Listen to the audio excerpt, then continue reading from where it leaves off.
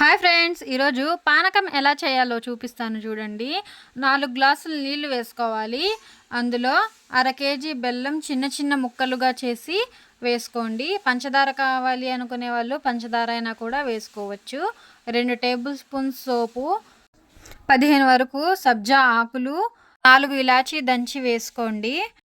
గులాబీ పువ్వు రెబ్బలు కావాలి అనుకునే వాళ్ళు వేసుకోవచ్చు, లేకపోతే లేదు, అది ఆప్షనల్ అండి.